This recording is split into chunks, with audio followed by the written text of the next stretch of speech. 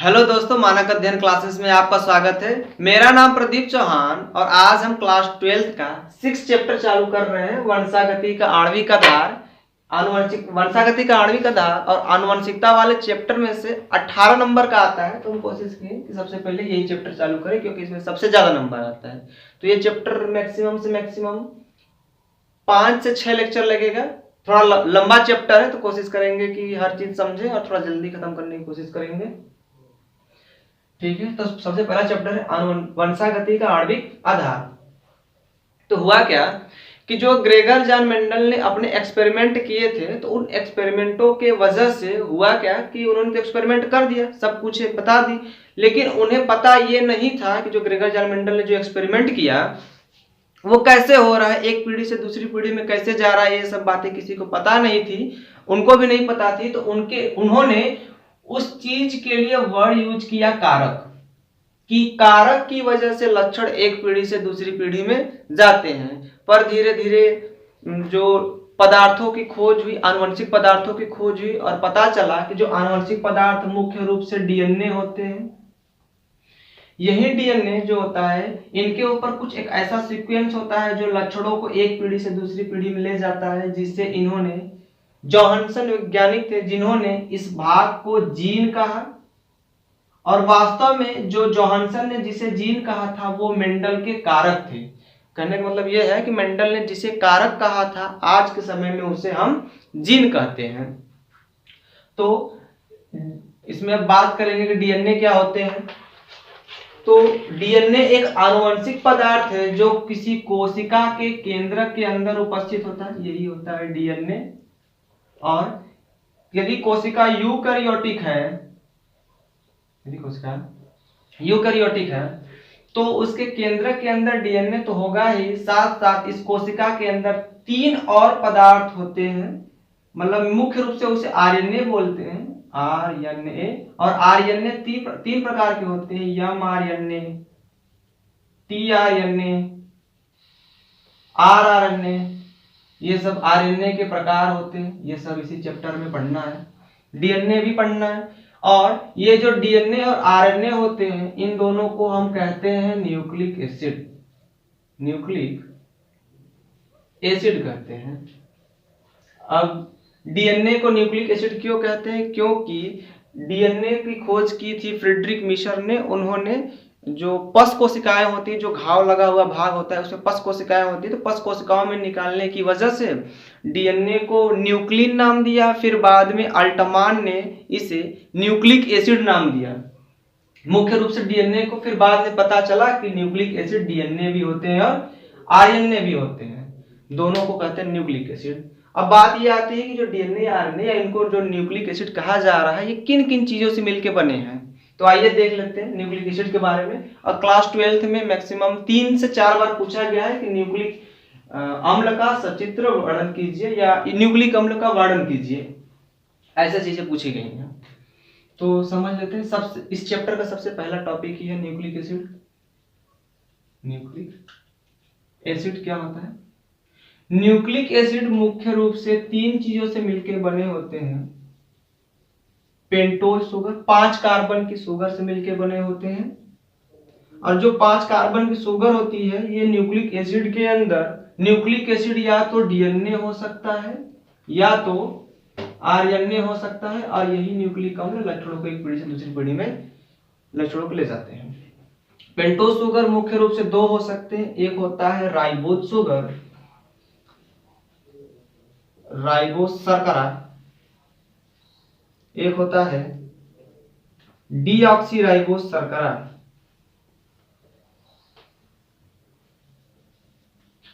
Deoxyribose शर्करा। Ribose शर्करा का जनरल सूत्र होता है C5H10O5 और डीऑक्सीराइबोज का जनरल जो फार्मूला होता है वो होता है C5H10O4। जिसमें राइबोज शर्करा पाई जाती है उसे आरएनए कहते हैं, मतलब आरएनए के अंदर राइबोज शर्करा पाई जाती है। और डीऑक्सीराइबोज जो शर्करा होती है ये डीएनए के अंदर पाई जाती है।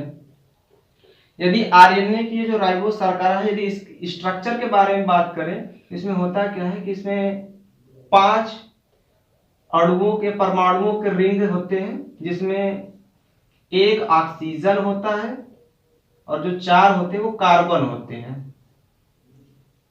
कुछ ऐसा रिंग होता है, ये पहला कार्बन, ये दूसरा, ये तीसरा, ये चौथा और एक 5वां कार्बन ऐसे बाहर निकला होता है। पहले कार्बन पे ऊपर की तरफ H होता है, नीचे ऊपर की तरफ OH होता है, नीचे की तरफ H होता है। दूसरे कार्बन में अंदर की तरफ H, बाहर OH।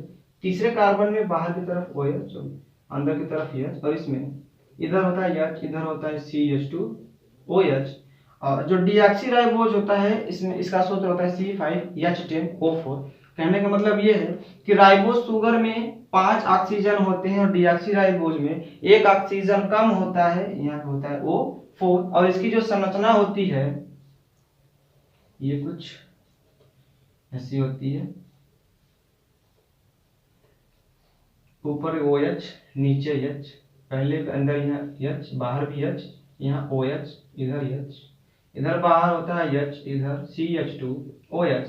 तो राइबोज शुगर और डीऑक्सीराइबोज शुगर में अंतर यही होता है कि इसका जो ये दूसरा कार्बन, इसको पहला, दूसरा, तीसरा, चौथा, 5वां, तो दूसरे कार्बन पे यहाँ पे OH समूह नहीं होता है, सिर्फ H लगा होता है। और राइबोज शुगर के अंदर दूसरे कार्बन पे OH समूह लगा होता है। राइबोज शुगर और डीऑक्सीराइबोज शुगर में मेन अंतर यही होता है। ठीक है, तो इसका स्क्रीनशॉट ले लीजिए, तो फिर आगे समझते हैं। ठीक है, तो जो राइबोज शुगर होते हैं वो 2 होते हैं, मतलब जो पेंटोज शुगर होते हैं वो 2 होते हैं, राइबोज शुगर और डीऑक्सीराइबोज शुगर। राइबोज शुगर का सूत्र था C5H10O5 और डीऑक्सीराइबोज का सूत्र था C5H10O4। इसमें से एक ऑक्सीजन डीऑक्सीराइबोज में कम होता है। डीऑक्सी मतलब देऑक्सी, मतलब राइबोज में से एक ऑक्सीजन निकाल लेंगे दूसरे कार्बन से, तो वो होता है डीऑक्सीराइबोज शुगर, डीऑक्सीराइबोज शर्करा। तो पहला होता है पेंटोज शुगर न्यूक्लिक एसिड के अंदर, और दूसरा होता है नाइट्रोजिनस बेस। नाइट्रोजनी क्षारक होते हैं, ये मुख्य रूप से 2 होते हैं, एक होता है प्यूरिन, एक होता है पिरिमिडीन। प्यूरिन जो होते हैं और एक होता है पिरिमिडीन। प्यूरिन 2 होते हैं, एक होता है एडिनिन और ग्वानिन। एडिनिन और ग्वानिन, एडिनिन और ग्वानिन। और जो पिरिमिडीन होते हैं वो 3 होते हैं, साइटोसिन, यूरेसिल और थाइमिन। पिरिमिडीन 3 होते हैं, साइटोसिन, यूरेसिल और थाइमिन। हिंदी में भी इनको यही कहते हैं, बस हिंदी में लिख देंगे। एडिनिन को A से प्रदर्शित करते हैं, ग्वानिन को G से प्रदर्शित करते हैं, साइटोसिन को C से, यूरेसिल को U से और थाइमिन को T से प्रदर्शित करते हैं। नाइट्रोजिनस 2 होते हैं, प्यूरिन और पिरिमिडीन। प्यूरिन होते हैं एडिनिन और ग्वानिन, पिरिमिडीन 3 होते हैं, साइटोसिन, यूरेसिल और थाइमिन। इसको याद करने का तरीका है, प्यूरिन को कह सकते हैं AG, पिरिमिडीन को कह सकते हैं कट, AG कट। ठीक है, और जो प्यूरिन होते हैं, यदि इनके स्ट्रक्चर के बारे में देखें तो इनके स्ट्रक्चर में 2 नाइट्रोजन, प्यूरिन, पिरिमिडीन, इनके स्ट्रक्चर में 4 नाइट्रोजन होते हैं। एक ये नाइट्रोजन, फिर यहां से ऐसे ऐसे ऐसे, फिर यहाँ पे नाइट्रोजन होगा, फिर ये आपस में जुड़े होते हैं, फिर एक इधर नाइट्रोजन ऐसे जुड़ा होगा, फिर यहाँ पे नाइट्रोजन, और ये आपस में ऐसे जुड़े होते हैं। इस नाइट्रोजन को 1 नंबर, 2, 3, 4, 5, 6, 7, इस नाइट्रोजन को 7 नंबर देंगे, इस नाइट्रोजन को 3 नंबर देते हैं, फिर 8, फिर 9। जो प्यूरिन होते हैं वो 2 रिंग से बने होते हैं, दोनों रिंगों में मिलाकर 4 नाइट्रोजन होते हैं, पहले नंबर पे, तीसरे नंबर पे, 7वें नंबर पे और 9वें नंबर पे।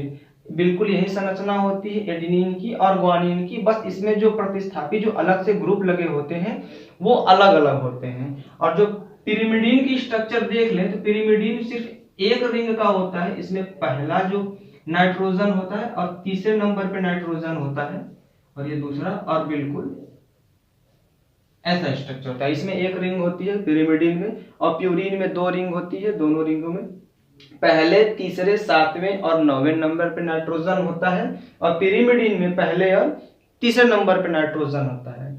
तो ये दो न्यूक्लिक एसिड में दो हो गए, पेंटोस शुगर और नाइट्रोजनस बेस। नाइट्रोजनस बेस दो होते हैं, प्यूरिन और पिरिमिडीन। प्यूरिन दो होते हैं, एडेनिन और ग्वानिन। पिरिमिडीन तीन होते हैं, साइटोसिन, यूरेसिल और थाइमिन। ये था प्यूरिन का स्ट्रक्चर, ये था पिरिमिडीन का स्ट्रक्चर। और इसमें न्यूक्लिक एसिड में तीसरा होता है पेंटोज फास्फेट। तीसरा होता है फास्फेट या फास्फोरिक एसिड कहते हैं इसे। इसका सूत्र होता है PO4 पे 3 माइनस। ये तीनों जब आपस में जुड़ते हैं, ये तीनों जब आपस में जुड़ते हैं तो बनता है न्यूक्लियोटाइड। न्यूक्लियोटाइड बनता है। होता क्या है कि जब इसमें से ये पेंटोज शुगर है, पेंटोज शुगर या तो राइबोज या तो डीऑक्सीराइबोज। यदि आरएनए की संरचना बननी होगी तो राइबोज जुड़ेंगे, यदि डीएनए की संरचना बन रही होगी तो डीऑक्सीराइबोज जुड़ेंगे। कहने का मतलब यदि पेंटोज शुगर और नाइट्रोजनस बेस ये दोनों जब आपस में जुड़ते हैं तो जो संरचना बनती है उनको न्यूक्लियोसाइड कहते हैं। न्यूक्लियोसाइड। तो न्यूक्लियोसाइड में pentose sugar plus nitrogenous base आपस में जुड़ते हैं। ये जब पेंटोज शुगर नाइट्रोजनस बेस ये जब दोनों आपस में जुड़ जाएंगे तो संरचना बनती है न्यूक्लियोसाइड। और जब ये न्यूक्लियोसाइड जो बन गया, पेंटोज शुगर नाइट्रोजनस बेस जुड़ गए, उसमें जब तीसरा जुड़ता है phosphate, pentose sugar plus nitrogenous base plus ये जो फास्फेट है ये आप आके जुड़े, ये जब तीनों आके जुड़ते हैं तो बनता है न्यूक्लियोटाइड। और ऐसे ये जो न्यूक्लियोटाइड जो स्ट्रक्चर बनेगी, ऐसे असंख्य न्यूक्लियोटाइड आपस में जब जुड़ते हैं तब बनता है न्यूक्लिक एसिड। तब डीएनए या आरएनए का निर्माण होता है। मतलब जो ये न्यूक्लियोटाइड होंगे ये pentose sugar nitrogenous base phosphate से मिलकर बनेंगे। और जो ये न्यूक्लियोटाइड स्ट्रक्चर बनेगा वो असंख्य, मतलब उनकी संख्या अप्रॉक्स 1000 या उनसे बहुत ज्यादा ऊपर होगी। तो वो सब आपस में मिलके निर्माण करते हैं न्यूक्लियोटाइड। यदि जिसमें राइबोज शर्करा होगी वो बनाएगा आरएनए और जिसमें डीऑक्सीराइबोज शर्करा होगी वो बनाएगा डीएनए। और नाइट्रोजनस बेस में एक इंपॉर्टेंट बात यह है कि जो प्यूरिन होते हैं ये आरएनए और डीएनए में तो दोनों में पाए जाते हैं। मतलब यदि डीएनए का स्ट्रक्चर बन रहा होगा तो एडेनिन भी होगा, ग्वानिन भी होगा, साइटोसिन होगा और थाइमिन होता है डीएनए के स्ट्रक्चर में, थाइमिन होगा, यूरेसिल नहीं होता है। और आरएनए के स्ट्रक्चर में एडेनिन होगा, ग्वानिन होगा, साइटोसिन भी होगा। डीएनए के स्ट्रक्चर में एडेनिन, ग्वानिन, साइटोसिन, थाइमिन होगा। और आरएनए के स्ट्रक्चर में एडेनिन, ग्वानिन, साइटोसिन और थाइमिन नहीं होता है। थाइमिन के स्थान पर आरएनए में यूरेसिल होता है। ठीक है, तो समझ में आया? एक बार फिर से रिवाइज कर लेते हैं क्योंकि यही इस चैप्टर का बेस है। यदि ये इतनी चीजें समझ में आ गई तो ये पूरा चैप्टर समझ में आ जाएगा। जो डीएनए या आरएनए होते हैं वो एक न्यूक्लिक एसिड होते हैं। वो तीन चीजों से मिलकर बनते हैं, पेंटोज शुगर, नाइट्रोजनस बेस और फास्फेट। जो पेंटोज शुगर वो दो प्रकार के होते हैं, राइबोज शुगर और डीऑक्सीराइबोज शुगर। राइबोज शुगर सूत्र ये होता है, डीऑक्सीराइबोज सूत्र ये होता है। नाइट्रोजनस बेस दो होते हैं, प्यूरिन और पिरिमिडिन। प्यूरिन होता है एडेनिन, ग्वानिन, पिरिमिडिन होता है साइटोसिन, यूरेसिल और थाइमिन। प्यूरिन दो रिंग से बने होते हैं, पहले, तीसरे, सातवें और नौवें नंबर पे नाइट्रोजन जुड़े होते हैं। और पिरिमिडिन में पहले और तीसरे नंबर पे नाइट्रोजन जुड़े होते हैं। और फास्फेट का सूत्र होता है PO4 पे 3 माइनस, या इसको फास्फोरिक एसिड कहते हैं जब ये सिर्फ PO4 लिख देते हैं तो।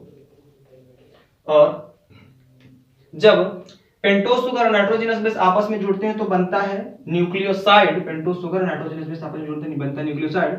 और जब पेंटोज शुगर नाइट्रोजनस बेस ये इस न्यूक्लियोसाइड के साथ साथ जब उसमें फास्फेट जुड़ जाता है तो बनता है न्यूक्लियोटाइड। ठीक है, तो समझ में आ गया। अब इसका स्क्रीनशॉट ले लीजिए, फिर आगे बढ़ते हैं। ठीक है, तो हमने समझ लिया कि कि जो pentose sugar plus nitrogenous base आपस में जुड़ते हैं तो बनता है न्यूक्लियोसाइड। न्यूक्लियोसाइड बनता है और इसी न्यूक्लियोसाइड से जब फास्फेट आके जुड़ जाता है तब बनता है न्यूक्लियोटाइड बनता है।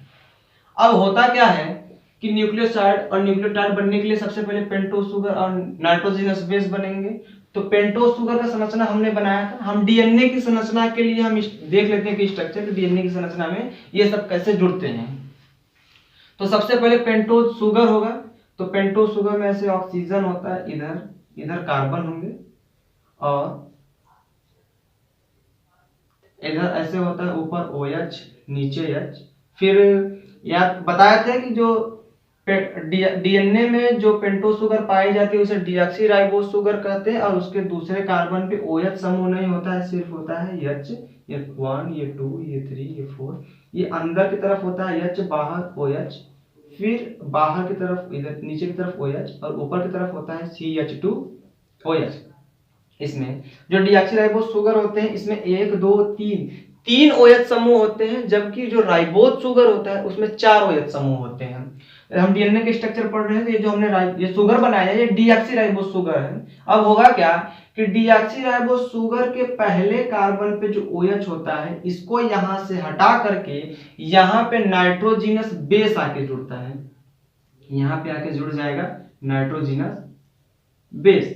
और नाइट्रोजिनस बेस और ये जो पेंटोज शुगर है इनके बीच में जो ये बॉन्ड बनता है, जो बंध बनता है, इसको कहते हैं यन ग्लाइकोसिडिक बॉन्ड कहते हैं, बंध कहते हैं। इस बंध को कहते हैं यन ग्लाइकोसिडिक बंध। अब ये जो स्ट्रक्चर बन गया, ये जो नाइट्रोजिनस बेस बना, अब हो सकता है कि नाइट्रोजिनस बेस के स्थान पर प्यूरीन आ सकता है या पिरिमिडीन आ सकता है।